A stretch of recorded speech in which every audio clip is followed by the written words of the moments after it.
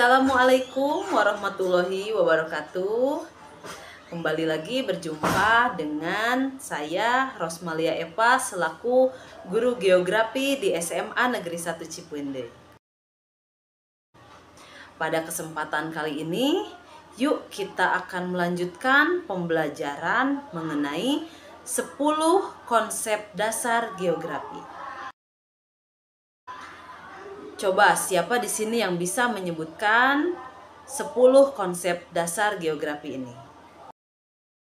Silahkan untuk menuliskan 10 konsep geografi ini di kolom chat. Baik, di sini telah menuliskan 10 konsep dasar geografi. Kira-kira nih, dari 10 konsep ini, konsep apa sih yang sudah diketahui? Silahkan untuk menuliskan salah satu konsep yang sudah diketahui di kolom chat. Baik, mari kita bahas mengenai 10 konsep dasar geografi ini.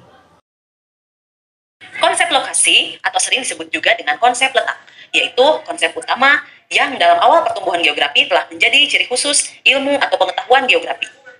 Konsep lokasi ini terbagi menjadi dua, yaitu lokasi absolut dan juga lokasi relatif. Lokasi absolut menunjukkan lokasi yang sudah pasti, sementara lokasi relatif adalah konsep geografi yang memiliki sifat dinamis. Yang kedua yaitu konsep jarak.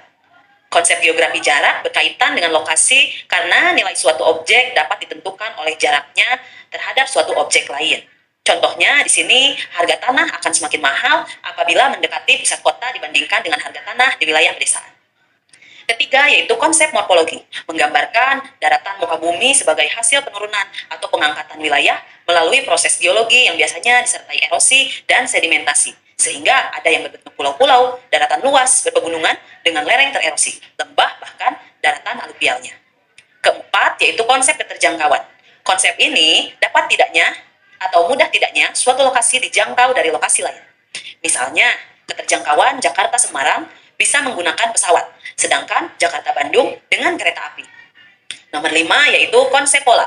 Konsep pola artinya berkaitan dengan persebaran fenomena di permukaan bumi, baik itu fenomena yang bersifat alami seperti aliran sungai, persebaran vegetasi, jenis tanah, dan curah hujan. Keenam, konsep aglomerasi. Konsep aglomerasi artinya suatu pengelompokan berbagai aktivitas manusia dalam beradaptasi dengan lingkungannya seperti pemukiman, aktivitas pertanian, perdagangan, dan lain-lain. Contohnya, ada kecenderungan pengelompokan tempat tinggal di kota pada mereka yang berasal dari daerah yang sama. Ketujuh, yaitu konsep nilai kegunaan.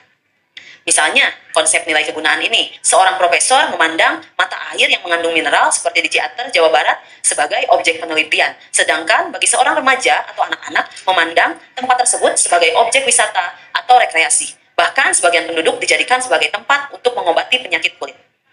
Kedelapan, yaitu konsep interaksi dan interdependensi.